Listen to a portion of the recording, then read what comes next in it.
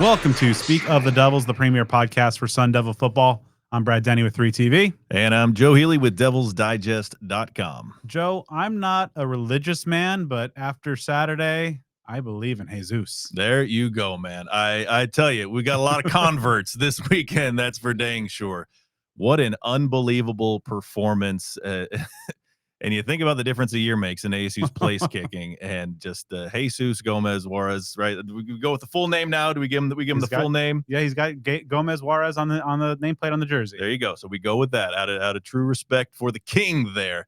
What an incredible performance and what a amazing, thrilling victory. At points, it felt agonizing. There was a moment where I'm like, yep, this one, I know where this is going, and it ended up going in a different direction. I think that I don't know if you and I have ever really been more wrong, not just with like score predictions, but the nature of the game. I think no one would have predicted that game to go the way that it did. Shootout. Yeah, and I think everybody was naturally. We're relatively intelligent, but a huge win for ASU. Like we've talked about before, like I said last week, the difference between 2-2 and 3-1 is a gap the size of the Grand Canyon, if you ask me. But here ASU is 3-1, 1-0 in Big 12 play.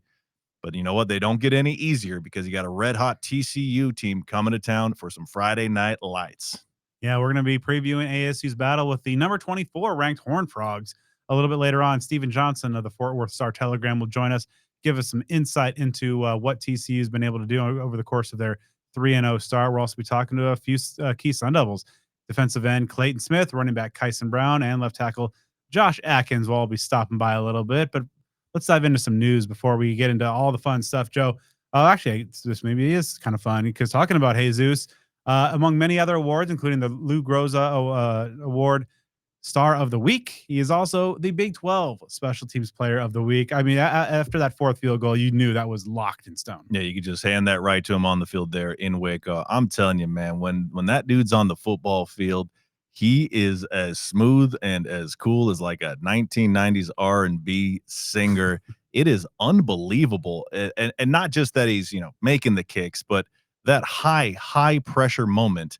I mean, that was quite literally a perfect kick.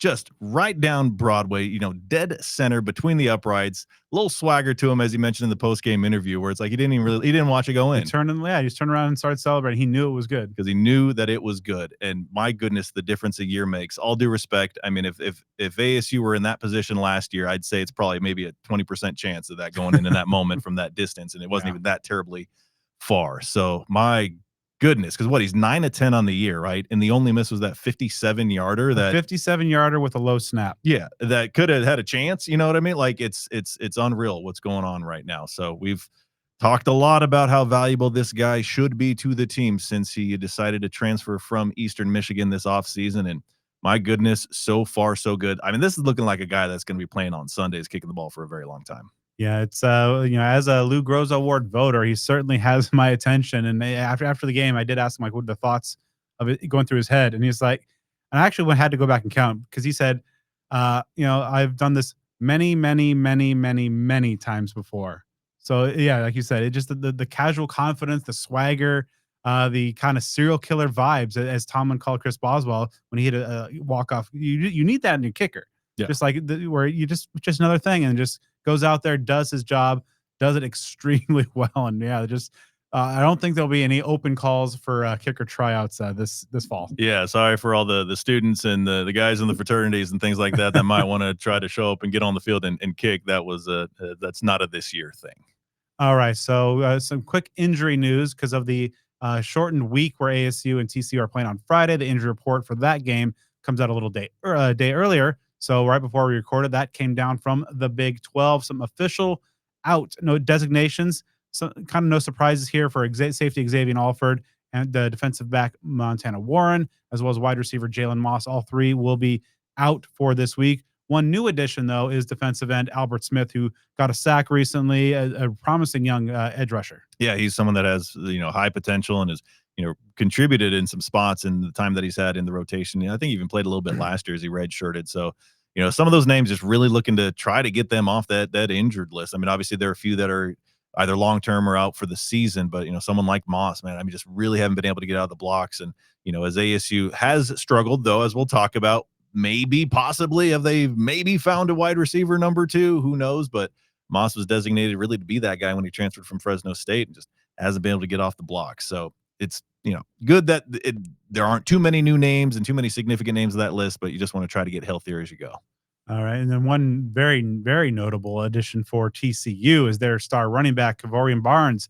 He is out. He was out also last week. There was some hope that he might get back. As you'll hear a little bit later on from Stephen Johnson, the TCU insider, he's a very key part of that offense as they are not just a high-powered aerial attack. Yeah, I was looking at his numbers. I think he averages well over like 7 yards a carry. He hasn't lost a single yard on a carry yet this season. It's like Scattaboo level type of stuff right there. And he's doing his thing in the NFL, as y'all see. In a game like this, as we will break down, TCU, like Baylor last week, a high power offense. So if you take those pieces off the field, then that can create some advantages for ASU. All right. So we did get some scheduling news. Now it isn't about ASU's next game after the bye week against Utah. That'll come next week. But the Territorial Cup battle on Friday, or Black Friday, I guess, the Friday after Thanksgiving, the 28th. Prime time, 7 p.m. kickoff. Mm-hmm. I don't like it. I'm a purist. I like the day, Friday over Saturday, but the Territorial Cup game is a Black Friday day game. That's what I grew up going to. That's what I love. And especially that time of year, here in the, Tempe area, there's only a portion of the football season where it's the beautiful Arizona weather.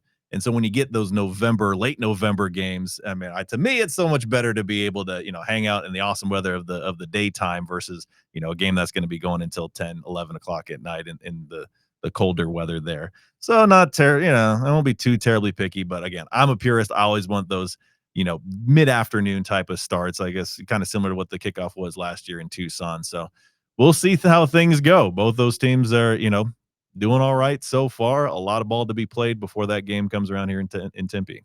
All right. So one last news item to pass along, and this is on the scheduling front, impacting next year. And might be time to head over to the pond, play some football at Wembley.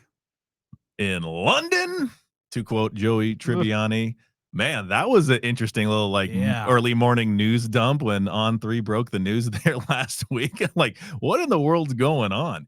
And then it was a little confusing at first because the headlines and a lot of the talk about it made it seem like it was completely locked in, but then they kind of, I don't know, walked it back, but it's basically like it's still in talks. But I assume that, I don't think it's been refuted. You know what I mean? I think we're pretty much that's on the trail to get there. Yeah. So there are some complications. ASU would be playing Kansas, which was scheduled to be in Lawrence next year, which I was kind of looking forward to because they had just completely redone that stadium. But the proposal right now is that ASU would play Kansas. This would require some reshuffling. ASU would have to reschedule their non-conference game against Hawaii. The Warriors are coming into town, and most international games have been week 0, like the Dublin game, which makes sense. But this actually would be in the middle of the season. And I believe the weekend after ASU's road trip to Texas A&M. Mm-hmm.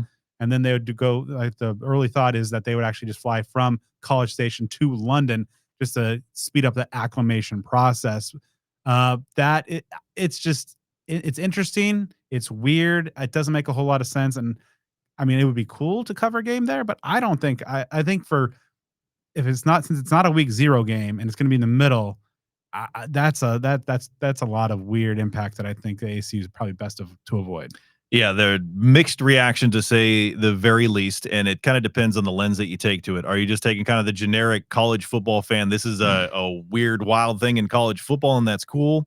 Or are you taking the perspective of kind of the granular X's and O's of just the things that you said? It's like, okay, yeah, that's a cool long distance road trip.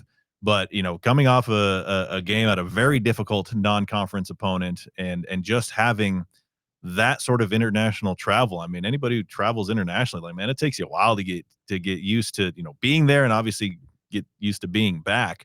So that could have an impact, for the remainder of the season, or at least for a short bit of time. There are people that have brought up different numbers and data and then their opinions on, when teams playing these international games, they go onto these records or, these sort of trends and stuff like that.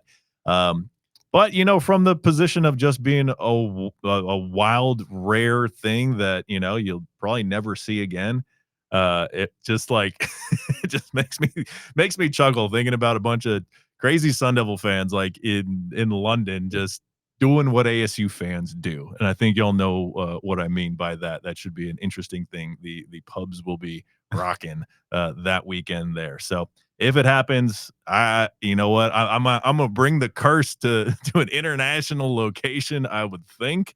But yeah, so it's interesting to see what will transpire with that, and if it's something that is, essentially locked in. There's got to, cross the T's and dot the lowercase J's, so to speak, as they said in Wayne's World 2, or if it's something that might have a chance of not happening. I know a lot of folks are going to be eager to just see how that's going to unfold.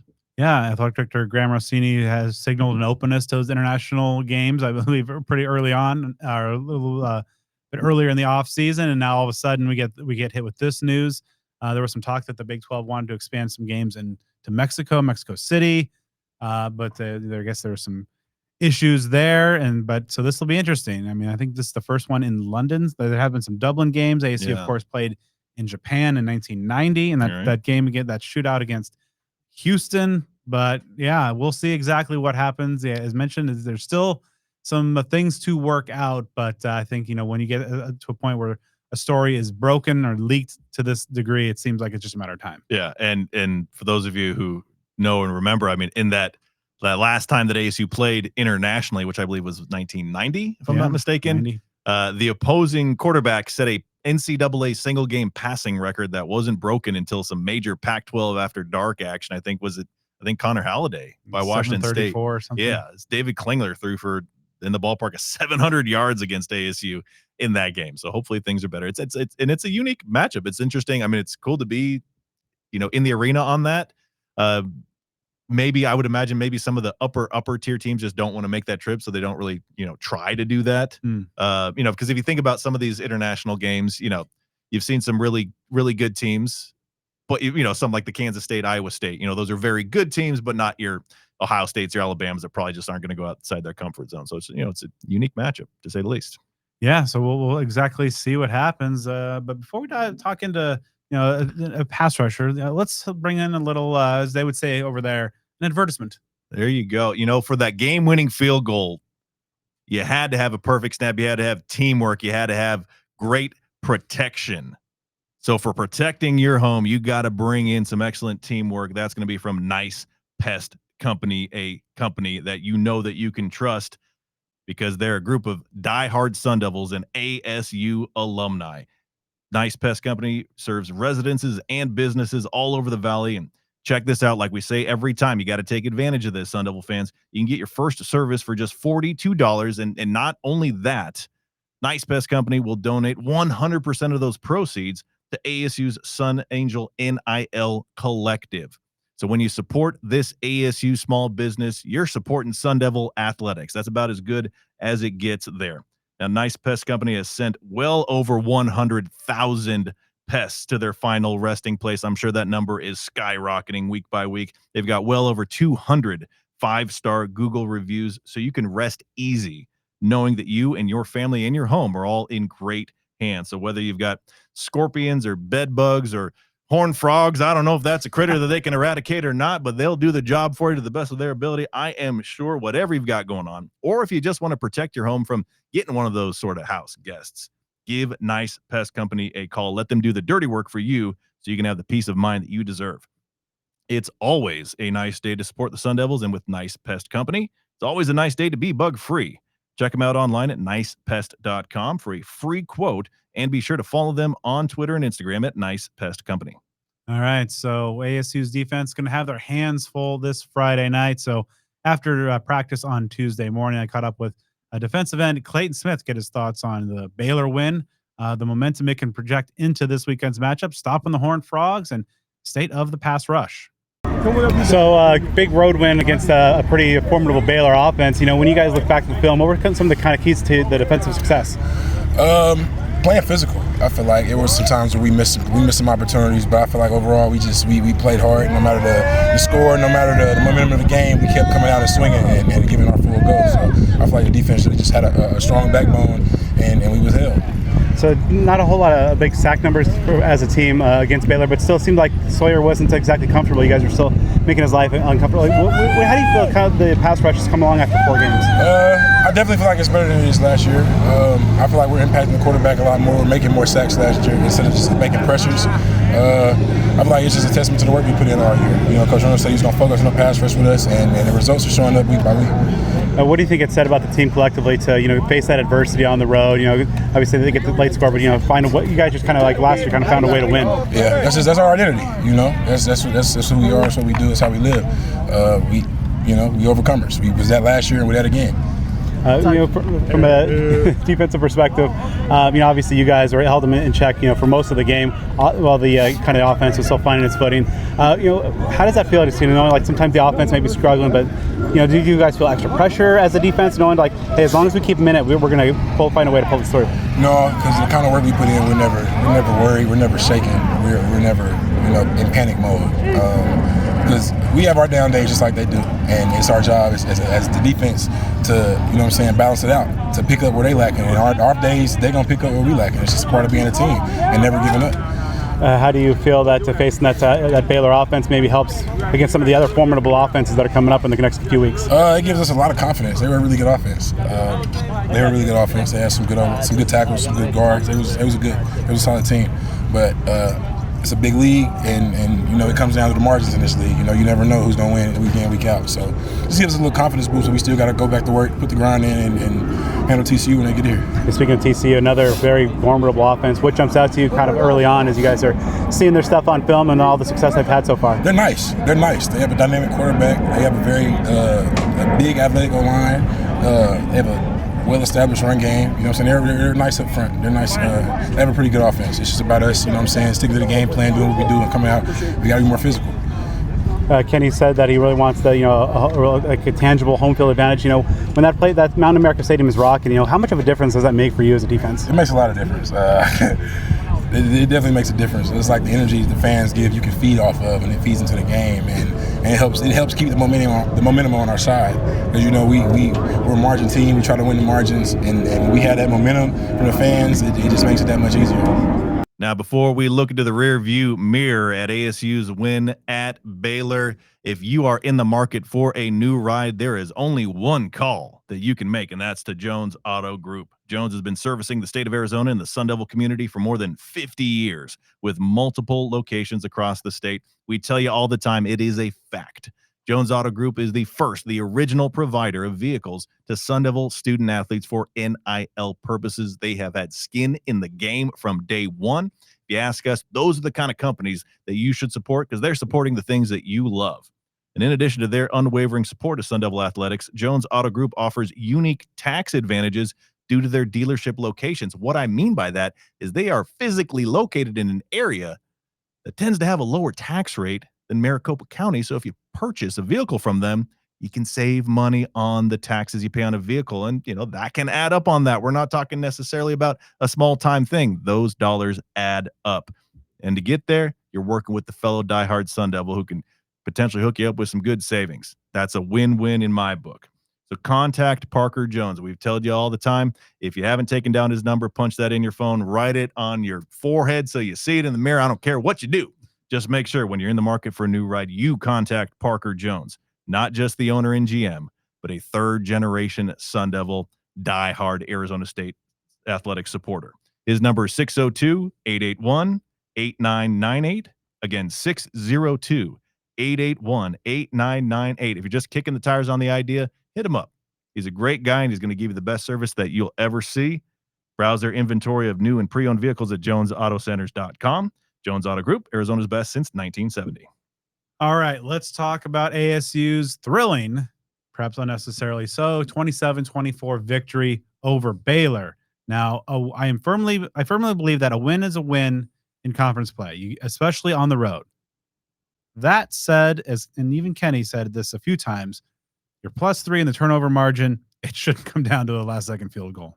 Yeah, there were so many emotions. Obviously, just the elation at the end of it just swept everything else away. You know what I mean? We were Sun Devil fans at the end of that game weren't saying, "Oh man, that was a great field goal kick," but you got to really convert. Those thoughts were saved for a different time. Now that I don't know what a positive hangover would be, but I guess a positive hangover, from that game-winning kick. But man, it was such a ride to get there. As we talked about in the opening, this game just went by such a different script than I think anyone would have predicted. A lot of folks were thinking it was a shootout. I mean, between the two of us, the over would have been like somewhere in the 70s, I think, Yeah. between what we were thinking. And even though the game was relatively low scoring at the end of the final scores, there was a lot of scoring near the end. It was like a 28 points in the fourth. yeah, significantly low scoring game throughout. Those turnovers were incredible. ASU just wasn't able to capitalize enough on that. I have some numbers that I dug up on when it's time on ASU's deep red zone woes, and Oh boy. they're not good. We can get into those in a moment, but all's well that ends well.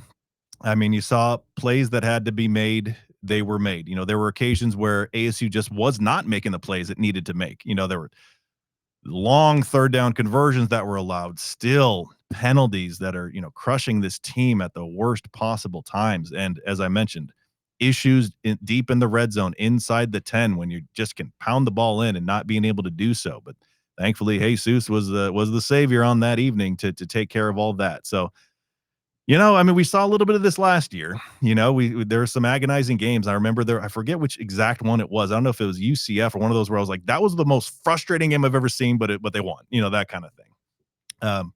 But in the end, I guess the final statement on, that general summary is ASU is 3-1 right now. After 4 games last year, they were 3-1, but they were 0-1 in Big 12 play. And if you're going to give and Mississippi State, the team that ASU lost to, they're just outside the national rankings right now. Yeah, they look a lot better. They are significantly improved. 4-0. So year over year, the body, there's, as weird as it's been, it's still a real good spot. Yeah, it was a wild one, and I think there was finally some shades of that 2024, that resiliency, that ability to overcome adversity. Some of that adversity is self-inflicted. Some is just playing a good team, a good offensive team on the road, and the other team made some big time plays. And yeah, ASU, the penalties, after the break, just one of the 7 penalties occurred in the second half, so there was that. But so let's talk about that offense first. And ASU put up 400 yards, and Dillingham after the game said, it really says something that we got 400 yards and we did not play well. He was under no illusions that was a good offensive performance, but you're still putting up 400 yards. They were, it had some good moments in terms of making some plays in the clutch. Obviously, that touchdown drive, the Derek Eusebio bomb on 3rd and 13. That could have, if that doesn't convert, that's that game probably goes sideways real quick. Some better performances on 3rd down, 6 of 17. That's better, not great, but better than what we've seen. But I think it all comes down to 9 points off 3 Baylor turnovers. That is just not the level that this Sun Devil offense should be playing at right now. And just some weird numbers. Like we were talking about last week, how Baylor's rush defense was pretty terrible. And though the yards are decent at 179, ASU ran the ball 48 times, which is what I was calling for. I said 40 to 50 times. So they got that with a touchdown, but it's under 4 yards a carry against that defense. I don't want to criticize Raleek Brown too much because he's done so much, this season, have been so impressive, but we just saw too much of that trying to get to the edge. He's a guy that can, get between the tackles. So that was something that just wasn't working out too terribly well. But, as you mentioned, Derek Eusebio, man, that play, I mean, I don't know if it's if it's premature to say that it like saved the season, but it's somewhere there because I remember thinking as that possession was about to start for ASU, and this is so like negative and pessimistic, but I'm like, from an ASU fan, no way, never. And I was thinking to myself, it's like, okay, I know the script here. They're going to return the kick and they're going to get stuffed, and it's going to be a poor return, probably inside the 20. They're going to quickly, get no gain on the first couple plays, and get in a 3rd and long situation and blow that and give the ball right back, with good field position after a Baylor score, and I was just ready. I think I even had like some grouchy tweet, like I was drafting when Levitt threw the ball, and then it's like, okay, delete. Derek Eusebio to the rescue. Yeah. And that was, I mean, this dude, and then they were putting the ball in his hands repeatedly, jet sweeps, things like that. I mean, they put a lot of confidence in Derek Eusebio, and I'm really interested to see if he's kind of the wide receiver 2 this week, or just, a guy that is featured a lot. We've talked about it week after week, such a dire need to find someone in that spot. And when you make plays like that, and it's a guy that You know, he's caught the ball, I think, like 3 times in his career for like 140, 150 yards, something like that. I mean, anytime he gets a legitimate shot, he's made it count, whether it's that deep reception head against Baylor or the play head against Arizona where, you know, he's breaking ankles and running across the sideline off a short pass to get to the end zone. So eager to see if they give him a greater shot. Yeah, and they just really, he's been a guy that has put in the work, and you talk to anybody in that building, and they just praise his work ethic, his knowledge, his ability. The word trust came up so much, and he got a couple jet sweep carries, and that's something that they did not rep once during practice last week. But they knew that he knew the playbook, he knew his responsibilities, and in those clutch fourth quarter moments, they put the ball in his hand, and ultimately that paid off. But yeah, that third, I was the same way because that last drive, or that I guess what is the touchdown drive? It's just like, okay, you just saw that from a mile away, and then they're swiftly in 3rd and 13. You're like, this is how it happens. And then, oh wait, shades of that 2024 resilience pops up again. Sam Levitt throws a nice ball to Sabiel, puts on the moves, caps that drive with no other way that it could, with the Levitt to Tyson touchdown, the Tyson 2-point conversion. All of a sudden, that was a key moment there that really, maybe in retrospect, it does save the season. But and that play on the 2-point conversion was cool. Like it was, like a swing, like it was a really unique play that they ran. Where was that in Mississippi State in that goal line situation? Like run, and then maybe that, or put that little, like just do something creative, because like the short yardage with the Kanye Udo up the middle into a brick wall, it's not working. Yeah, and you know what? Okay. Without any further ado, let's bring up, since we're talking about, these goal line situations. So here's what I did is I researched ASU from inside the opposing 10-yard line, counting the 10-yard line so far, not just for the Baylor game, but through each game of the season so far. ASU has run 24 plays by my count inside the opponent's 10-yard line. 13 of those plays either resulted in no gain, negative yards, or a penalty. 13 out of 24. That's about 55%. Not great. Not great. Inside the 10. Again, losing yards either by or no gain. Yes, the amount of times that guys have been stuffed. There are sacks that occurred, penalties that occurred. 5 out of the 24 plays have been touchdowns. 4 out of the 24 have been for a gain but short of a first down. 2 have been for a first down but shy of a touchdown. And there are 3 times in those circumstances ASU had to settle for field goals. So, they're beyond the halfway point of getting 0 to negative yardage as far as how frequently that's happening inside the 10. I don't know. This is like a statistic. I don't know that it really exists. There's like red zone offense, but I don't know if this part does. So I don't. The redder zone. Yeah, right. Yeah, the maroon zone or something like that. But it just does, and so I don't know what other teams would do. I don't know what their success and failure rates are with this, but it just doesn't seem to pass the smell test. I can tell you that. It'd be interesting to see what those numbers are from last year when you had a battering ram like Scat that could do that. But I think it makes it more frustrating. You talked about the 2-point conversion. Like Arroyo has those plays. I wonder if they're just keeping them, for the heart of Big 12 play. But because there is that creativity there. I mean, there's stuff in practice that would be valuable in those kind of condensed field situations. And obviously you have a quarterback who can make a lot of plays with his legs as well. So, I railed on the Mississippi State game of just like how you, on those 3 to go situations, you didn't put Sam in a position to, put some guys out on routes, but also give him a chance to maybe, if you had a better look, run it in. Yeah. That play that the Detroit Lions ran. Yeah. I mean, it's perfect. Shout out to my boy Steve Hershey, big supporter of ours. Because I didn't catch at a time. We were talking about that not long ago. And I mean, you could do that because it was like a pitch and then a pitch. So you could do Levitt to Kyson to Relate going around the side. I mean, there's some time for creativity. So yeah, I'm real eager to see, if we get some more playbook opening or what happens. But elsewhere in the game, a lot of guys deserve credit. Shimon Mater, another huge performance, 6 catches. It's back-to-back game with 6 receptions. Yeah, it tied his career high in receptions. 55 yards. That one early in the game, I think in the first quarter, where he just kind of bullied his way to a first down and bounced off some tackles. I mean, just really showing he's a guy that's going to be playing at the next level. Tyson's numbers are a little wonky, 7 catches for 43 yards with the touchdown, but got it done when it counts. Moving over like defensively, Keyshawn Elliott, double-digit tackle day, 2 TFLs, a sack. I mean, that could have been like defensive player of the week type stuff, that's not terribly far off of what Jordan Crook did the 3 week sacks before. this year, and already that's a new career high for him. Yeah, CJ Fight getting in the backfield as well, 2 TFLs and a sack. ASU is getting better, like with their sack totals, like it's a highly respectable number where they rank right now, which is an improvement. Keith Abney, the interception that he had was something real special there. So the defense obviously did its part. I mean, Baylor got through, for some points there, but all things considered, I mean, it's you still had Robertson going for 250, you still had Washington running for 111. The tight end really had quite a day for Baylor with the 2 touchdown grabs, but it just wasn't this exploit of offensive riches that we thought was going to be the case. So that's still a major win for the ASU defense. Yeah, just 300. I mean, if you were to head into that game, say, all right, Baylor is going to get 357 yards and score 24 points. So based on what they had done prior coming into that season, you absolutely would have taken it. And 14 of those points came late, of course. But overall, I thought the defense was good. They of course gave up that 41-yard run to Washington, but otherwise the run D 66 yards and 22 other carries.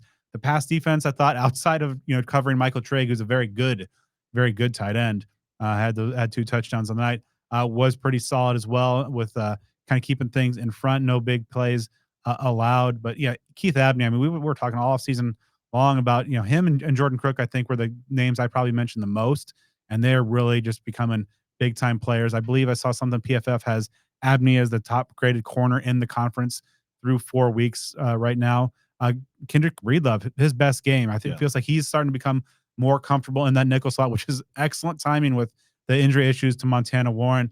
Boogie Wilson continues to be real solid for Xavier Alford, who, of course, as you mentioned, is going to be out another week. But yeah, I thought overall, if you were just to say, okay, this defense is going to hold this explosive Baylor attack to 24 points, you would take that 10 times out of 10. Yeah. And then, special teams, obviously for ASU, the place kicking is as good as it gets. The punt game got Kenyon Floyd back in action, averaged about, nearly 43 yards on his punts. That's solid. Matt McKenzie had another one, but that was, not incredible on the length, but it was down inside the 20-yard line. The coverage still is a thing. I mean, Baylor had a 31-yard punt return. They had a 36-yard kick return. So you're having multiple returns over 30 yards. And that's something that needs to clean up. I think you're getting much better overall special teams. I think when Kenyon Floyd's out there and he's healthy, I think he's a very solid punter. He's quite a bit improved this year. I think you feel fine with him. Obviously, Gomez is just on a different level of existence right now.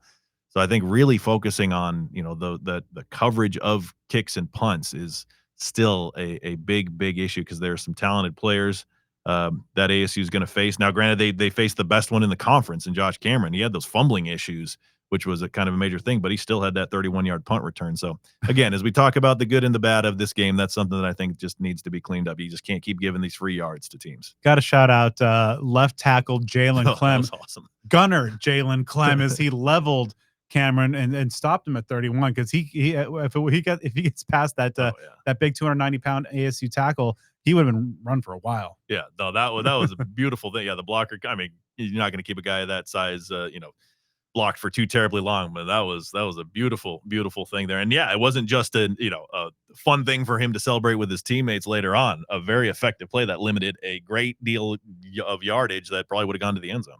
Yeah. So in summary, and kind of an uneven effort, but I still think some steps forward. Now the offense needs to obviously finish those drives, and it is interesting. Like in each of the 3 wins, ASU has been within either fairly close or reasonably close to having just utterly like blowing out each of those, every one of those teams in the wins.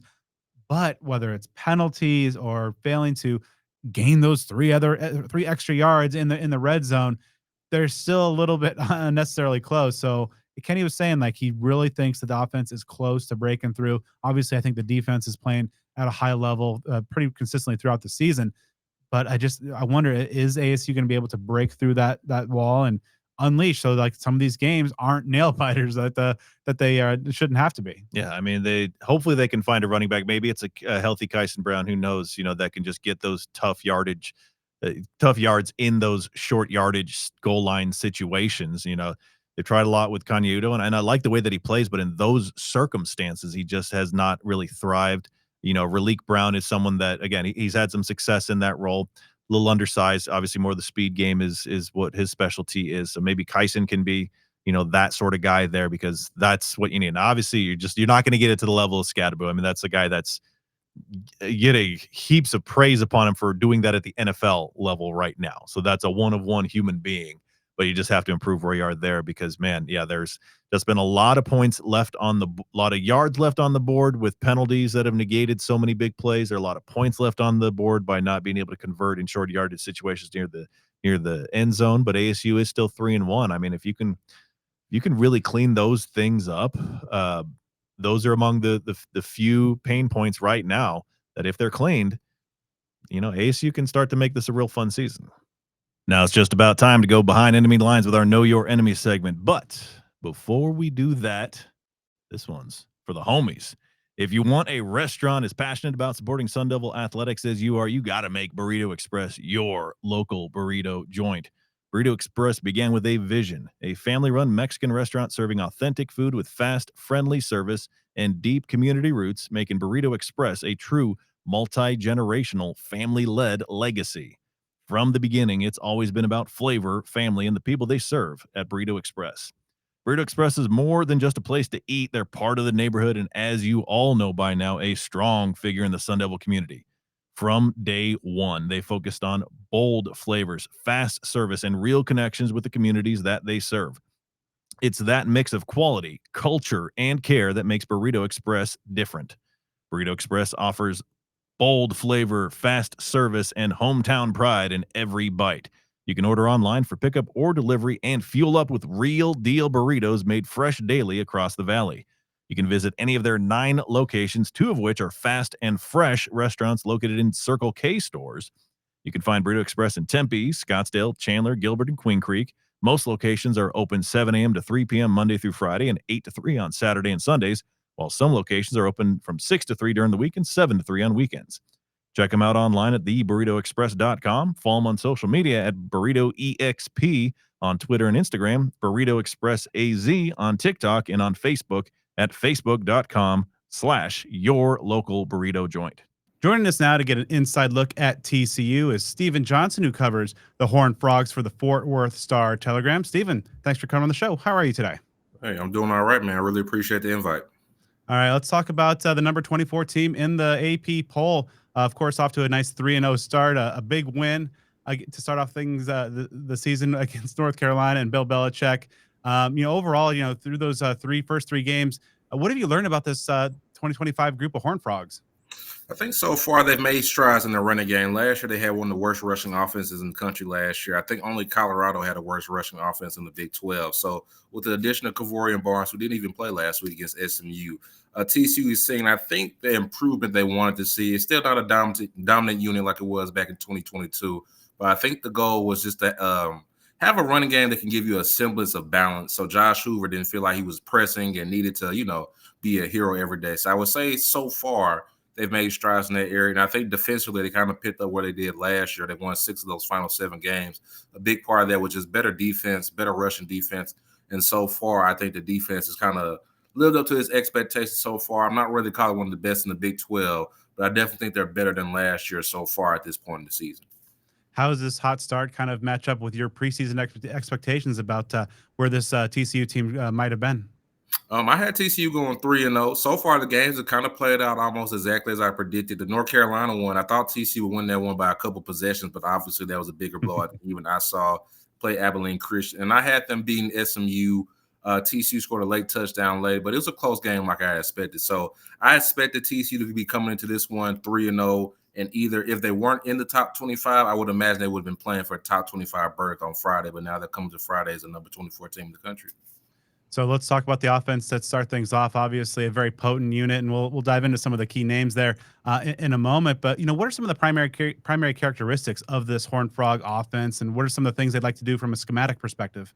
I think it's more of an air raid scheme. They love to spread the ball out, get it to the receivers in space. But as much as they like to throw it around, they still do want to run the ball. Sonny Dice and Kendall Browse, They're known for, I think, for being air raid, throwing around the yard guys. But these guys really want to establish a run, and their best teams have had great running games. TCU isn't there yet from a rushing standpoint, but they'll still give their running backs a steady dose of carries. If Kavorian Barnes doesn't play, I think it'll be Trent Battle and Jeremy Payne again, who I think they both combined for over 100 yards against SMU. They're not as big as Barnes, but they're a little bit more explosive, a little bit more dynamic. So I think if Barnes doesn't play, TCU will be fine. And then at receiver, they lost 3 NFL guys last year. They have Eric McAllister, who I think him and Tyson, I think, are 1-2 in terms of being the best receivers in the Big 12. They just let Josh Hoover slinking around, man. I think they got a couple more NFL guys outside of McAllister. So they're an offense that loves getting the ball to its playmakers. They're fine taking some of the underneath stuff, but they love setting up, and Hoover loves pushing the ball down the field. So I think you'll see a steady dose of everything from TCU, including a little bit more design quarterback run from Josh Hoover this year. It's talking about Hoover, one of the most talented, most productive, and probably still underrated quarterbacks in the entire country. What makes him such an impactful player, and what advancements have you seen from him coming out from last year into 2025? I think the biggest area Josh has grown in has just been his willingness to use his legs to kind of extend plays and find receivers downfield. I think, look, he's not as athletic as some of the other guys in the Big 12, and I think that's kind of hurt him naturally because he doesn't necessarily run it like an Arch Manning or even like a DJ Lagway or Lenore Sellers did in the preseason, which earned them all that hype. But what Josh does, I think he's kind of like a functional scrambler. He can take off, he can pick up a first down, or he can take off, elude pressure, and find a receiver downfield. And I think he's one of the most accurate quarterbacks in the country when he gets outside the pocket, and that's where he can do so much of his damage. But overall, I just think his leadership, his intangibles, I think he has a really good arm. Like he has a better arm than Max Duggan. I'm not saying it's like an arm like Bryce Underwood or Rayola at Nebraska, but I think he has a really good arm. He has a really good synergy with everybody on the team and just really has good leadership. So I think those intangibles and his growth in terms of being willing to extend those plays and use his legs more have all helped him kind of get off to a hot start. And he's also just making better decisions than he was when he first started. You mentioned McAllister coming off, I believe, a huge game, over 200 yards receiving. Jordan Dwyer, highly regarded transfer, is off to a hot start, I believe, leading the team in receptions. What makes that group of pass catchers so potent that this ASU secondary is going to have to try to deal with? Well, I think McAllister really opened up the doors for Dwyer and Joseph Manchett that had success in those earlier 2 weeks. You saw North Carolina and Abilene Christian just really determined to keep him out of the game. So I think it really helps when you have a true de facto number 1 receiver that can have to account for 2 or 3 guys on defense. And Dwyer was known as more of a deep threat speedster guy coming into his time at TCU after being at Idaho. But he's really impressed us with his route running, with his strong hands. He's made some really tough contested catches, and he's a really physical route runner. So I think he has that speed to stretch the field, but he's a dynamic route runner. And he's won a lot of those one-on-one battles for those contested passes. And then Joseph Manchett, he's just kind of like your steady slot receiver. He's a little bit bigger, I think, at like 6'2", 6'3". Doesn't really drop anything. Excellent route runner. Not exactly a burner, but I think with his size and route running ability, he's a bit of a matchup problem in the slot for smaller defensive backs. So I think they found a way to reload from last year, despite losing 3 guys to the NFL. And they might not be as athletic as last year, but I think all 3 receivers they're a bit more natural receivers than a guy like Savion Williams, who was more of like this gadget wildcat / receiver for TCU last year. All right, going to put you in the shoes of Arizona State defensive coordinator Brian Ward. What kind of things are you wanting to roll out there to maybe try to slow down the Horned Frogs a bit? Well, I think you just got to generate pressure, man. I think TCU, they like their offensive line, but I think there were SMU had a little success, I think, finding a few individual matchups where they were able to get pressure with 4. So ideally, if you're Arizona State, the plan has to be, can we find a way to generate pressure with 4 so we can drop 7 guys back in coverage? When SMU did that, I think TCU's offense, kind of stagnated. They went 4 or 5 of their drives without scoring a single point after starting the game with 2 straight drives going into the end zone. So, but if that isn't good enough to work, I think you just got to pressure Josh Hoover. If you can make him press and kind of get off his spot, feel like, he has to kind of make up for something. Like, let's say the running game is kind of, getting off to a slower start. Josh Hoover will make a mistake. He will put a ball up there just because he's, like I said, he's a bit of a gunslinger. So I would say it's generate as much pressure as you can and trying to make Hoover uncomfortable and make him make a mistake that can kind of turn the game. And switching over to things on the defensive side, they're allowing opponents to just score under 20 points a game, and I believe really strong, just 17 total first half points. So getting off to some pretty good starts there. What have been some of the strengths of this defense that has allowed that success through 3 games?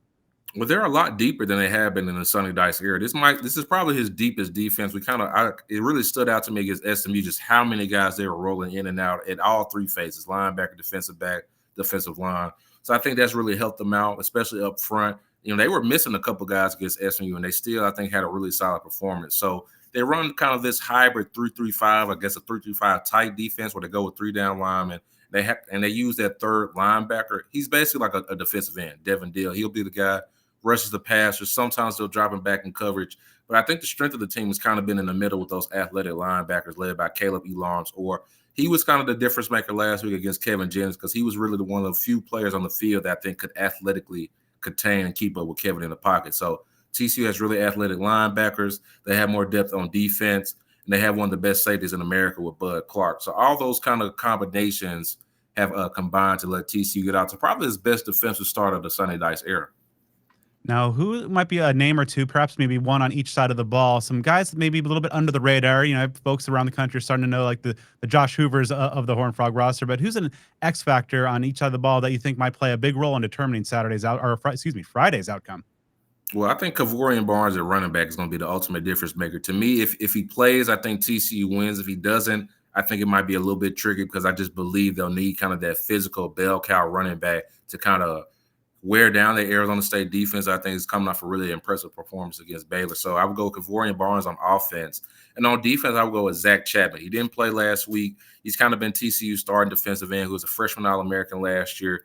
Really good pass rusher. Now, you can see TCU missed him because they still haven't been able to generate. I don't think they were able to generate as much pressure with just 4 down linemen as they wanted to. And I think Zach's absence played a big role in that.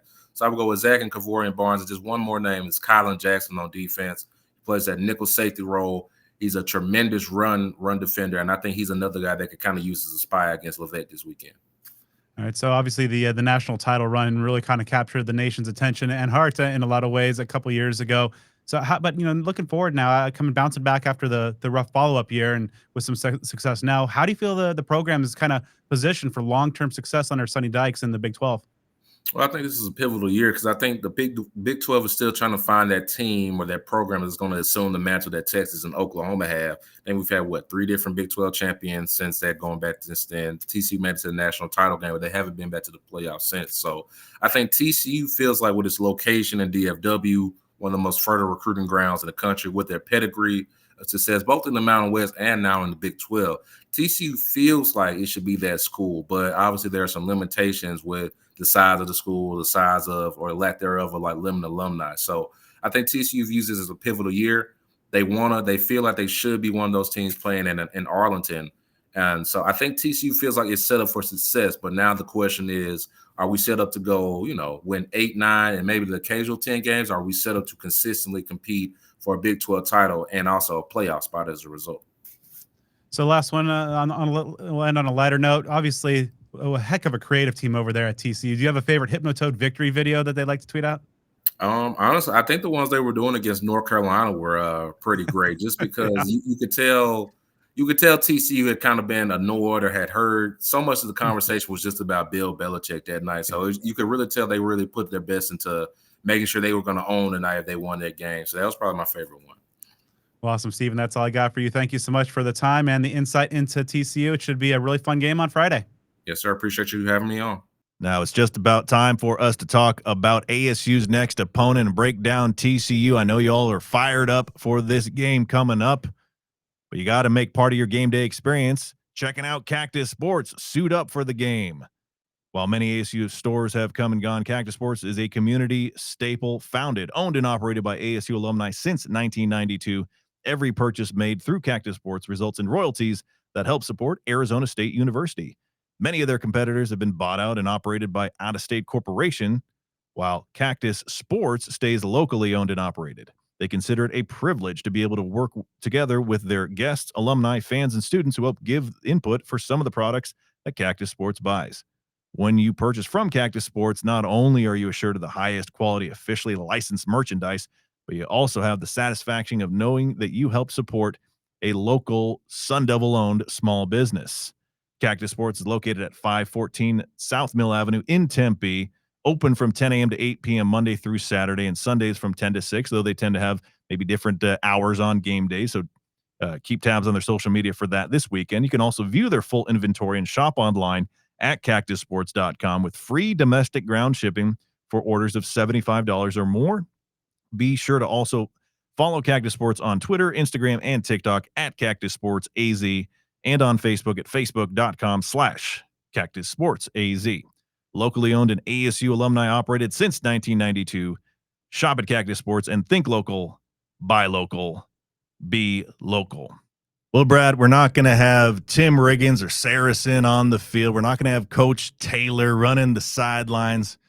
We're not going to have Buddy Garrity out there in the suite level. But, brother, it's time to get ready for some Friday night lights.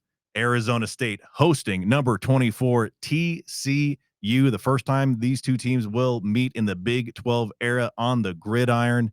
TCU is off to a hot start. These games just keep getting bigger and bigger every single week. I believe it's a blackout. Is that correct that we have? So get the Cactus Sports, get your blackout material to be ready for the ball game. Last week was big and there was a lot on the line, but the same could be said and then some for this week's affair. Yeah, it's going to be another tough one. TCU is a team that finished last, kind of like Baylor, finished last year on a hot note, and they've carried that over so far into 2025. You know, everybody kind of fell in love with them like a few years ago when they made that darling Cinderella run to the national title game, fell in a little bit of a hard follow-up season, but they're back and they are firmly in this Big 12 title game mix. Yeah, so just a little insight to this series. These teams have played twice before, but it's been quite a while. ASU won both previous meetings. They were in the 1970s under legendary head coach Frank Kush. ASU took down TCU 37-7 on September 21st of 1974 in Tempe, and then beat the Horned Frogs 33-10 on September 20th, 1975 in Fort Worth. So around the same time of year, ASU is obviously honoring the 1975 team, that legendary team, you know, throughout the course of this season. Coincidentally, ASU played and beat TCU in that season. Now, even though this is the first meeting between these two teams, obviously in more than 50 years, or right about 50 years, actually, head coach Sonny Dykes, it's a familiar name for ASU fans, as they certainly remember from the Pac-12 days, as he was the head coach at Cal from 2013 to 2016, the OC at Arizona, 2007 to 2009. Another thing about him, I don't know that I knew this. If I did, I forgot it, that he played college baseball at Texas Tech. Did he? Not college. He didn't play college football. He played college baseball. Yeah. And there's like a high school, like baseball and football coach. And then, you know, the rest was history. Obviously comes from some legendary stock there for this program that is right there near the Fort Worth Stockyards, one of my favorite places on the entire planet. I do enjoy me some Fort Worth, Texas. Now, this is year 4 for him at TCU. He began in an incredible fashion. As you mentioned, he guided the Horned Frogs to a 13-2 record in 2022, including an appearance in the college football playoff championship game. It, you know, was a loss, but to make it that far is something very significant. And then they took quite a step back the following year with a 5-7 finish, but then they rebounded with a 9-4 record last year. So far through 3 games, they've only played 3 games.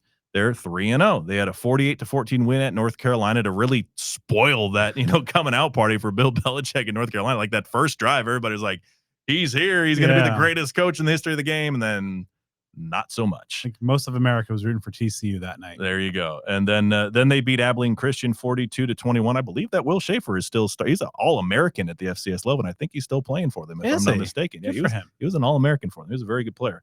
And then they took down SMU in Fort Worth last week, 35-24. They had a week 2 bye. So again, this will be just their 4th game of the season, their first Big 12 game of the year. So again, so far so good, and they've gotten themselves into the national rankings. They're a team, kind of lump them in similar to Baylor in some senses, as far as a team that I think folks thought would be quite good, and maybe that next big contender, you know, for the conference crown. You know, hate to keep throwing out who's going to be the ASU this year, but kind of in that realm, to maybe not the super preseason favorites, you know, like the Iowa States or when Kansas State was being talked about in that narrative, or Texas Tech. Yeah. But they're a team that is showing that, you know, they've got what it takes to be a player in this conference. Yeah, definitely. Like the short list of kind of the elite teams heading into the year, but then that tier 2 was just big, and that's just kind of that muddy area. And I think that's really what makes the Big 12 so interesting and so fascinating. Like every week, there's, you know, anything can happen. Any team can rise up and win. And there's a lot of upward mobility. All of a sudden, Houston Cougars, year 2, Willie Fritz, they're really good. and now you see this TCU team, just like, and maybe perhaps not Baylor so much, but both those teams finished last year hot. They carried that momentum in, and when you have a quarterback, the quality of Josh Hoover, will break down in a minute. I mean, just leading that roster and per team than last year. They've made some strides on the defensive side of the ball as well. This is a dangerous team, and it's going to be another formidable opponent for ASU. Yeah, jumping into that player personnel, Josh Hoover, man, he is an experienced and talented quarterback. Still, I think, like, horribly underrated on a large scale. Doesn't get enough of the credit that he deserves. He's averaging 333 passing yards per game so far. He has 11 passing touchdowns, 2 interceptions. He's completing nearly 68% of his passes, 30 net rushing yards on the year. He leads the nation in passing yards per game, tied for 5th in total touchdown passes, despite the fact that he's only played 3 games and pretty much everyone else, surrounding him in those statistical categories has played 4. So it's really unbelievable. Last year, he really burst upon the scene, threw for almost 4,000 yards, 27 touchdowns. I mean, this is someone that, again, if you don't know his name, get used to it. And I think by the end of Saturday, win or lose, you're going to definitely know who Josh Hoover is. He's a very experienced player. He's smart. He's a good leader. He's accurate, as you mentioned, completing nearly 70% of his passes. But one thing that jumps out to me in watching them in action so far this year is his ability to extend plays. Now he can run a little bit. I mean, he's not like a Sam Levitt out there, but just kind of the ability and mobility to extend plays with his feet to make additional time for a very dangerous group of pass catchers. That's something that, if ASU's pass rush isn't able to get home at a consistent basis, as they've been able to do the last couple of weeks, and you give Hoover time to buy some time, maybe get out of the pocket a little bit, and you're asking that secondary to cover 3, 4, 5 seconds, that could spell some trouble. And then at running back, they've got a real solid one, but he's supposed to be out. That's the word that we hear. Kevorian Barnes, who averages 7.4 yards per carry with a touchdown. I don't believe he's lost a single yard on a carry this year. So that's quite a substantial loss there for TCU, if that is the case. The guys that'll likely see action, Jeremy Payne, he's got 23 carries for 110 yards, hasn't found the end zone quite yet. Trent Battle has some interesting numbers, 12 carries for 108 yards. That's 9 yards a carry with 2 touchdowns. So we'll see just how their run game shakes out. But any way that you slice it, though, we'll talk about they've got quite a few weapons in the pass game, kind of eerily similar to like Baylor last week. But the run game, they're going to call somebody into action, though Payne does technically lead the team in carries. So that's someone that, again, has gotten a lot of work. They're relatively prepared for it because they have those 3 guys. They're all over 100 yards, for the season. They've been contributing. But you lose a guy like Barnes, that's someone that you certainly much rather have on the field. Yeah, he's just a physical presence. They're kind of a hammer, a 220-pound physical running back. But, when you have Battle and Payne, those are guys that have been put up some big numbers. Now, they're smaller in stature, but they're kind of the more, scat back type a little bit, a little faster guys that can reel off yards in chunks. So ASU's run defense has been pretty good consistently. They had 1 lapse against Baylor, but other games have been really good at holding the opposition in check. So they're going to, even though the star back might be out of this game, that doesn't mean that the task necessarily gets too much easier for the Devils. Yeah, and then moving on to the pass catchers, again, they have depth, they have talent, they've got a lot of experience. This lineup does have some similarities to Baylor last week when we were talking about, the multitude of wide receivers and a very, very, very talented tight end that we saw in action being very talented last week for Baylor, starting with Eric McAllister. He's got 13 catches for 320 yards with 3 touchdowns, averaging well over 100 receiving yards per game. He came to TCU from Boise State prior to last season. He had 762 receiving yards and 5 touchdowns last year. Jordan Dwyer, a Idaho transfer, 17 catches, 257 yards with 2 touchdowns. Joseph Manjak, he's got 9 catches for 153 yards with a touchdown. He began at USC. I remember him at Houston, but I don't remember him at USC. Okay, I was going to say, he's a Houston. I remember the Manjak because that's just a cool name for a football player. But then USC, I don't remember that at looking all. him up. Yeah, I always, like, these days when I'm doing my research, I always look up some of the skill players because, it's a high probability they played football somewhere else other than the school that they're at. So, yeah, he spent some time at USC, which is interesting. Then they also have tight end DJ Rogers, 9 catches for 82 yards with a touchdown. Opposite of what I just said, however, he is one of those tried and true Horned Frogs. He's a 5th-year senior, spent his whole career at TCU. So it's kind of a pick your poison deal. You've got some massive top-end talent. McAllister and Dwyer, these are guys that are kind of trending toward, 1,000-yard seasons. I know that's kind of a jump to say after 3 games, but These guys have proven it before. So again, similar to last week, kind of pick your poison because they can go a lot of different directions. Yeah, Manjak's really good out of the slot there, but yeah, Dwyer and McAllister are the two you got to watch out for. McAllister, I believe, is coming off of a 250-yard effort with I think maybe all 3 touchdowns came last week as well. He just exploded. He's a guy that a lot of NFL folks are really excited to see his potential, and he's been drawing a lot of coverage over his way, and that's opened things up for a guy like Jordan Dwyer, who speedy, deep threat, also has some physicality to him and opening things up along the other way. So ASU secondary, I think overall played pretty well. Granted, we mentioned some problems with the covering, stopping the tight end, but they're going to be sternly tested again with this very good, talented group of pass catchers. Yeah, Keith Abney against Eric McAllister matchup, ASU defense versus TCU offense. That's one that I think will pay off the admission price in and of itself. So kind of summarizing the offense for TCU, they ranked 23rd nationally, averaging 41.7 points per game, 6th nationally in team pass offense, 14th in total offense at 516 yards per game. They've also only allowed 2 sacks in 3 games. So again, they've played 1 game fewer than most other teams. So some of those per game averages, get a little bit tilted just because there are fewer games that have been played. But I mean, they're 3-0 and they've been scoring points and moving the ball. So everything is really impressive for this offense so far. Yeah, they've been doing a really good job, and kind of unlike Baylor, where it was just one side of the ball is doing really well, other one is struggling. The TCU defense is doing a pretty good job in their own right. Yeah, and the standout there, safety Bud Clark, 2024 second team All Big 12 pick. This year's got 13 tackles with an interception. Another real solid safety, Jamel Johnson. He's got a team high 20 tackles. He also leads the team with 2 interceptions. Linebacker Caleb Elarms Orr has 18 tackles with 2 for loss. They've got 2 players that tie for the team lead with 3 tackles for loss. Nobody with more than a sack and a half on the year, so they haven't necessarily been terrorizing quarterbacks. But again, they've only played the 3 games, so there's a lot of consistency among the defense because as a unit, they're very, very solid. You look at the individual statistics and they're good, but there isn't necessarily anyone that just absolutely leaps off the page, kind of like last week, Keaton Thomas, that linebacker for Baylor, like he's just about double the amount of tackles as the next guy up. Just a real solid top to bottom defense. Yeah, they run out of a base 3-3-5 scheme, kind of, a lot of the Big 12 teams like that 3-3-5-ish type deal. I think one of the keys there has been just their improved depth. They have a lot of quality guys on all 3 levels. Those athletic linebackers you mentioned, Elam Dorr is kind of the standout there. That's probably the centerpiece of that defense in terms of the ability for them to be really athletic, rangy, sideline to sideline guys. Bud Clark, of course, back there that you got to watch there. It's interesting though; they're a top 30 in the country and kind of stout against the run in terms of opponent yards per carry, but down to 118th overall in opponent passer rating.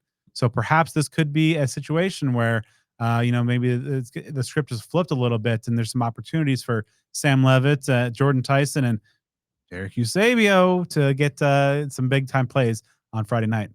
Derek Eusebio had a birthday this week. I'm telling you, maybe he's due for some extra gifts coming up this Friday. Did you see the photo that the football team tweeted out of him? He looks like John Wick. Like he's in a black suit walking in the stadium with sunglasses. Oh yeah, no, it's pretty awesome. It's incredible. I love it. Yeah, absolutely.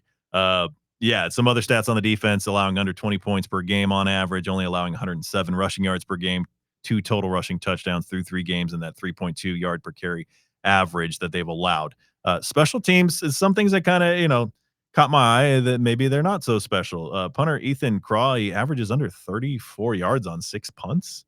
So ASU's had, some punting hits and misses over the years, but that's interesting numbers. They have 2 field goal kickers that are combined 2 for 3, but they have a long of 33. So their kicker and punter, at least this year, I haven't dug too deep to see their career stuff. They just haven't either been tested too much this year or really performed too much. So we shall see. ASU faced, a very good punter last week at Baylor.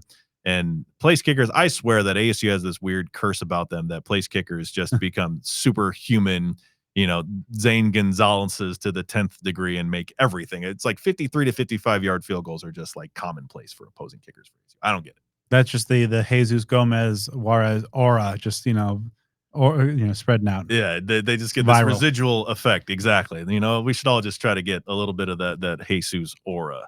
So before we jump into our keys for this ball game and give you our predictions on how things are going to shake out, a key for your life is to be a subscriber to DevilsDigest.com.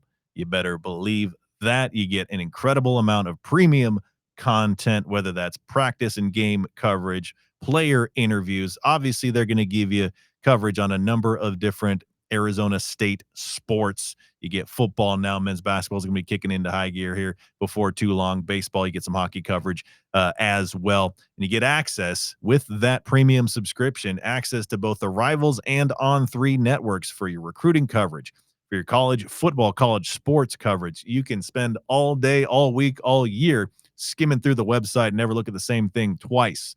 So you got to be in the huddle. You got to be a subscriber at devilsdigest.com, the best community for Sun Devils that there is. And again, gets you that access across Rivals and On3. So get to devilsdigest.com, find that area where it talks about subscribing, becoming a subscriber. Go ahead and do that. You will not regret it. Once again, that's devilsdigest.com. All right. It's time for the 3 keys. My number one is needs to be the Sam Levitt redemption game. He made some strides against Baylor and came through in the clutch and leading the field goal drive, but against a pass defense that has been giving up some pretty high efficiency games to the opposition, and with the kind of momentum with Derek Eusebio, Shimon Mateer's now become a consistent piece of this passing attack. Jordan Tyson, we're still kind of in search for that other deep threat. Where's Jaron Hamilton going to be? Can Malik McClain do something where his reception total outpaces his penalty total? We'll see. But I think Sam Levitt, this is going to be a game against a quality opponent and a quality defense and an opposing offense that's going to be looking to put some points on the board. This is going to be, I think, a gut check time for him. He's a guy who's historically done pretty well when the pressure's on.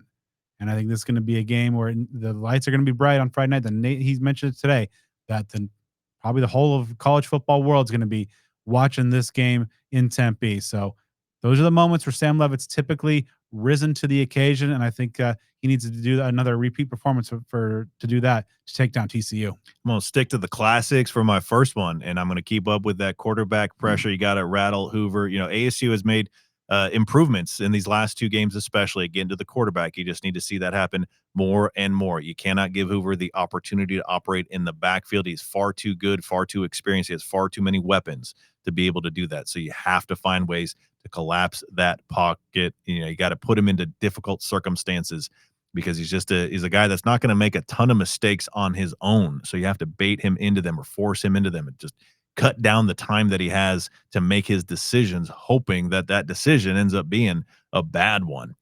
So if we can continue to see guys like, CJ Fight and the linebackers get in there, you still want to see the defensive end, the edge rushers really get more involved. Clayton Smith, he's got good numbers for the season, but you want to see some others get actively involved. Prince Dorba has kind of been really, really quiet so far for this season. So however it may come, well, I will say let's, maybe pump the brakes on like the safety blitzes and things like that. Those have kind of, had some bad results, but you're not going to win this game if you give Hoover a consistently clean pocket in which to work.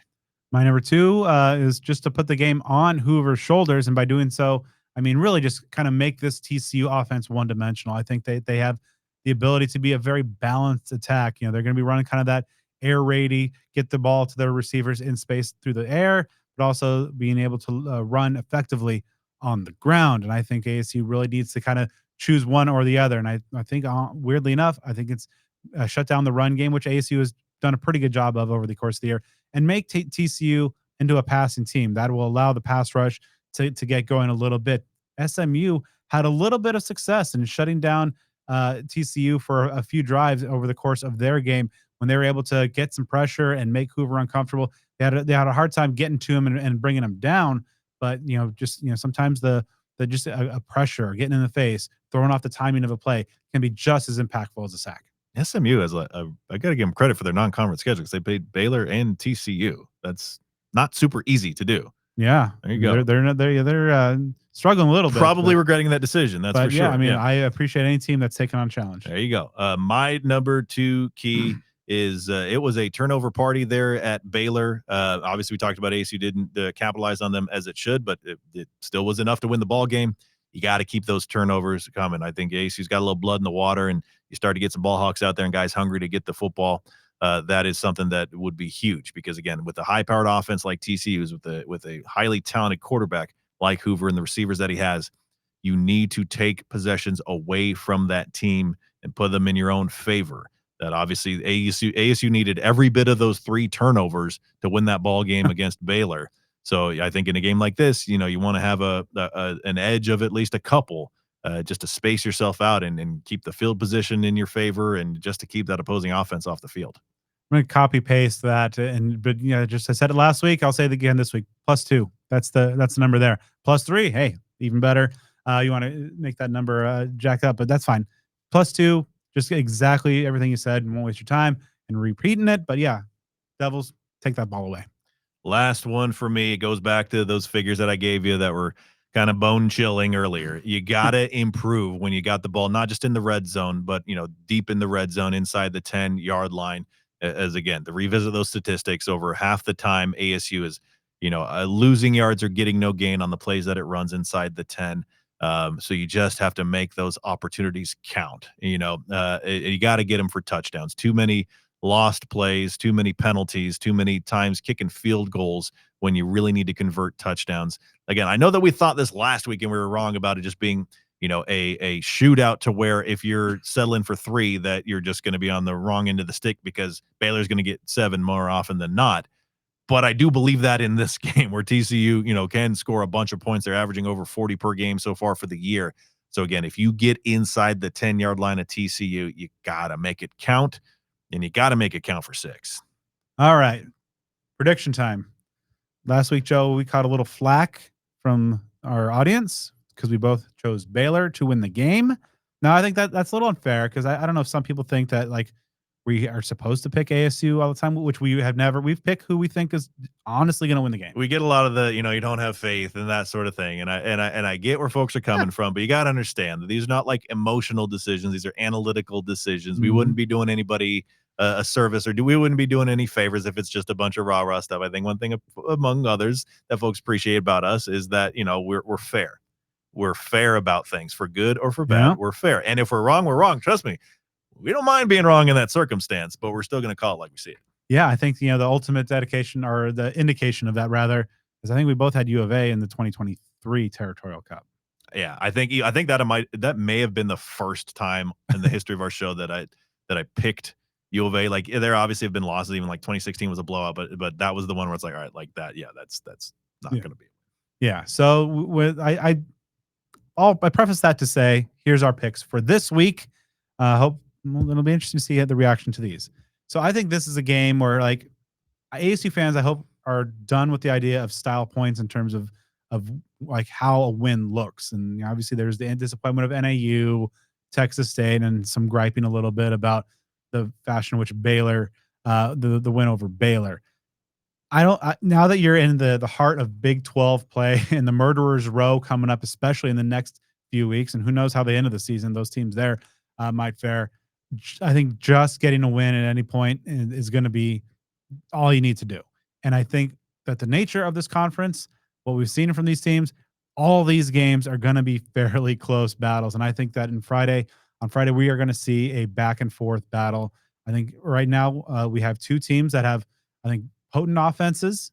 I think TCU's obviously proven more of that on that side this year, and 2 teams with defenses that have been playing really, really well so far. So I think that this is going to be a game that's going to be razor thin in terms of the margin, one of those special teams turnover type of battles. And in those type of games, ASU just has an aura about them being at home. I think they're 4-0 in the Big 12 era against ranked teams since the start of last year. Since basically all your quarterbacks and linemen were not hurt. So in the kind of, after Dilly and his staff got their feet wet, I think that this is going to be a game where it sets up.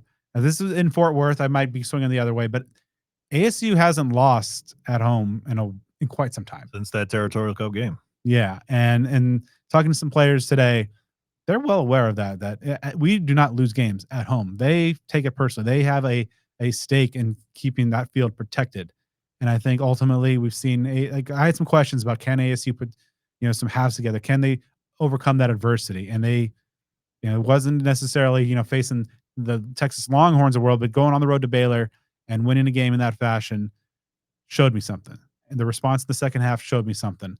And I think that ultimately leads me to believe that ASU is going to head into a well-deserved and much-needed bye week, 4-1 and 2-0 in conference play with a 31-28 victory. The win against Baylor, the game against Baylor, was to me such a fork in the road, pitchfork in the road, if you will, where if that game would have been a loss, I feel like this season, and it seems very dramatic, but it also to me feels logical. I feel like the season would have started barreling in a really bad direction because there are no easy outs on this schedule. And if you're, if you're blowing leads, losing games, that can really start to avalanche in the worst possible way. However, not having that happen and have a victory happen by any means necessary, because I agree 100%. I mean, think back, everybody obviously and rightfully so thinks back to last year, with so many incredible memories, but you got to remember how many close games against some bad teams. ASU barely beat UCF. Kansas was not that, better this year, but they weren't that great. Yeah. But the Texas State game was a nail biter on the road, but nobody really cares because the end justifies the means. So where you are when you get in the Big 12 and you get in the conference season, it's just survive and advance every single week. So I feel like that win at Baylor really rejuvenated this team. And you're starting to get some guys that are getting into action, whether it's someone like a Derek Eusebio, whether it's some of the defensive players that were making plays. So you're starting to get some momentum. You're starting to feel some of that magic again. You're starting to feel like you can trust this team and get excited about it and think that, okay, maybe things can start moving forward. And you got that bye week coming up and there's some advantages there. And to your point, ASU is a much different team at home.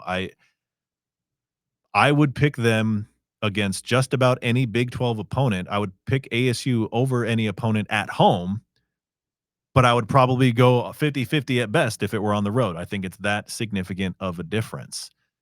So I feel like there's some magic there. I feel like it's going to be a rocking crowd, and I sure hope that if the Texas State game after that Mississippi State debacle was a sellout, my goodness, this one's got to be a sellout too. And I see it happening. I see some magic happening. And I see that hero, Jesus, being the difference again with the collection of the work that he does. Very, very close to Brad's pick. I'm going with a 34-28 Sun Devil victory. All right. So, yeah, that's going to be interesting. Yeah, the magical foot of Jesus. Can it go another win? I think that it can. We shall see. Now then, of course, if ASU loses, everybody's going to scream at us and say, never pick them again, because we are just always, in the center of the voodoo that is, predicting college football games. Now, before we check back in with yet another Sun Devil, huge shout out to Sun Devil Family Charities, a 501c3 nonprofit organization created primarily for the purpose of raising funds to provide financial assistance to Arizona State University alumni, students, staff, and immediate family members adversely affected by medical issues. Their SDFC Cares program allows qualified individuals to request financial assistance by completing an application and submitting verification of medical expenses, which are then evaluated by their patient services committee. So basically, just to put it into brass tacks, put it into simple English here, if you've got a connection with Arizona State University, be that you're an alumni, employee, former employee, current student, things like that, and if you are enduring a medical issue that's causing financial hardship, or if there's someone in your life that is and has a connection to Arizona State University, Sun Devil Family Charities might be able to provide some financial assistance for you. And then also monetary donations are always appreciated and support those in need due to unexpected medical conditions. They also have volunteer and sponsorship opportunities. And you can learn all about this, and you can even apply for their assistance on their website, which is sundevilfamily.org. All right. So earlier we talked to a Sun Devil on the defensive side, but let's talk a little bit of offense, because ASU, of course, going to need to score some points to beat TCU. First up, you'll hear from left tackle Josh Atkins. All right. So as you guys are taking the field for that last drive, knowing that you need to score, what's kind of the mentality? What was like in that huddle? Just a lot of confidence. We do 2-minute drills every day, 1-minute drills every day. We trust our guys, Sam, JT, Derek and them, whoever's out there. We trust someone's going to make a play. So from the O-line standpoint, it's just give them some time. We know they'll make a play. Obviously, some rough times in the red zone earlier on in the game when you guys kind of went back and analyzed. What were some of the reasons about why you guys weren't able to finish those drives early in the game? A lot of different reasons, but that's why we come back, to the drawing board at practice this week. And, not one reason to just pinpoint, but a lot of reasons that could have been better. And everybody took their turn with it, you know what I'm saying? And we came back this week at practice, and we've just been working on it, so it should be better. How do you feel yourself kind of, continuing to grow in a leadership capacity this year with, through the first 4 weeks, and you guys have, been able to overcome some adversity so far? Yeah, I think it's been good. It's been different moments, ups and downs, and, challenges and stuff, and there's been heated moments and stuff, and I think that just brings the team closer together. So I think it's all good. We've been facing a lot of adversity early, too, so I think that's also good going into conference. And, yeah, it's just been good building the team. How big was it just to, from a confidence and mentality perspective, to go on the road, beat a good Baylor team, and hostile environment to open up Big 12 play? Yeah, it was good. Second road game of the year. We didn't finish the last one so well, so we got to finish the previous one. So that was good going into conference. It was a good road win. Do you feel there's any lessons or anything you guys were able to take away from Mississippi State loss that maybe helped, now facing another road situation against Baylor that helped you guys get across the line this time? Just start fast. That's always been our motto. We didn't do that game. We came second half and then we started playing, you know what I'm saying? So we didn't start fast that game. That's our thing on offense. So we brought that into Baylor with start fast, and then you have to finish. So we got to put a whole game together. How interesting is it from a offensive line perspective to block for a guy like Sam, who you never know, he could just be running all around and just pulling off kind of some weird stuff back there. I told him it's a plus and it's a minus sometimes. Way more of a plus, though. He makes a lot of plays. Great guy. It feels good to block for someone knowing that he's out there giving it his all and he's going to try to make a play. But sometimes you can just be blocking and be like, hey, this dude still got the ball, you know what I'm saying? But he's good. He does what he does, and I trust him. How do you feel when you look at the first kind of third of the season, that how the offensive line has come together? Some things you think are the line's doing well, some things you guys want to work on in the coming weeks. I think we've been doing well. There's always stuff to get better, individually and as a whole, just communicating and stunts and blitzes and stuff like that. But I think we've been getting better every game and growing closer. So I think it's just steps. When you look at this TCU defense, they're off to a pretty solid start. What kind of things jump out to you by? What do they like to do schematically? They got a good front. They play hard. They go bare. They go odd, even. They'll drop some guys in linebacker, bring them in a 5. So they got a good defensive front. They play hard. A lot of respect for those guys. So. How much of a difference is it playing in a raucous Mountain America Stadium crowd for you? It feels good. Our motto is we don't lose at home, so that's what we just protecting this house. It feels good. Play a Friday game, prime time, versus a good team. That's what you play for. Is there any adjustments for playing on a little bit of a short week? Obviously they probably take a few minutes off the practice just for your body's sake, but same thing, you're still going at it Tuesday, Wednesday, you know what I'm saying, and tail off a little bit, get your bodies back for game day Friday.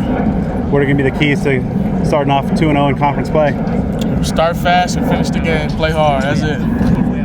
All right, so big win against Baylor on the road. What do you think that just the win, overcoming adversity, the kind of putting together that last minute drive, what do you think that kind of does for this team going forward? I think it just shows that we're a tough team. I think it shows, the fight that this team has, and I think it shows the potential that how good this team could be. And what was the kind of the mentality of the offense? Obviously some struggles in the red zone early in the game, but obviously coming through in the clutch. How do you guys kind of weigh that the back and forth from a mental standpoint and kind of stay the course so you guys were able to close it out in a good fashion? Yeah, I think just reminding each other just to stay copacetic. I mean, we've been in those situations in practice, and I think we've practiced those moments and the situations that we were in. I think we've been in those moments many times. So I think it's just keeping ourselves copacetic and just remembering that we've been here before. And I think just ultimately we handled the situations well. I think we left a lot out on the table, of course, but I think at the end of the day we got the job done. So I think that's what matters the most. So for you, obviously now about 100% coming back from that injury, but how tough was it just to kind of get dinged up right as you were obviously had a great opening week and then coming back home to Mississippi and getting the disappointment of kind of getting dinged up early there and missing some time? I'm not gonna lie, it kind of hurt it. Just just being back home and just, not being able to play, it was unfortunate, but I, ultimately just went back to the drawing board and just, trusted the Lord himself and just, I had a speedy recovery and I'm feeling 100% right now. I was feeling, still a little dinged up, but, whenever my team needed me, I wanted to be there for them. So I think I was able to, do my job and, do my 111th. And I think that ultimately helped us, get us the dub. What was it like just seeing the success that Raleigh, Kanye, even Man getting some reps in there as well, just in your absence? Yeah, I mean, it's good just seeing those boys shine. I've been in the trenches with them in the off season, and just seeing those boys do their thing. It was just good to see, and it really shows how good our running back room is, and I just can't wait to get back out there at 100%. What jumps out to you about this TCU defense that's had some success so far this season? Yeah, those guys, they fly around. That's a good defense. They move around a lot. They got a lot of different fronts. They show a lot of different looks. So I think just the key to victory is just knowing, where they are and just, getting our RDs and, just handling business. And that's going to do it for this episode of Speak of the Devils. I'd like to thank our guests, Steven Johnson, Kyson Brown, Josh Atkins, and Clayton Smith. This Friday's game will kick off at 6 p.m., kind of in the middle of rush hour prime time. So make sure you plan accordingly to get out there if you're heading to the game at Mountain America Stadium. If not, be sure to tune in on Fox. The national game, all eyes will be on the Sun Devils and Horned Frogs. Also, be sure to follow us on the social media side. Follow the show on Twitter at SOTD Podcast, on Instagram at Speak of the Devils. Subscribe on YouTube. Follow us on Facebook, and give me a follow on all things social media at BDenny29. And you can follow me at Joe Healy 42. All right. So, and also make sure to, after you're done supporting our amazing list of sponsors, drop us a 5-star review on the podcast platform of your choice. Next week, we're going to be recapping the I guess I'm going to get ahead of myself. There you go. The game against TCU, and look ahead and kind of take stock as ASU heads in the bye week of how things are going, almost a little bit quarter through the season.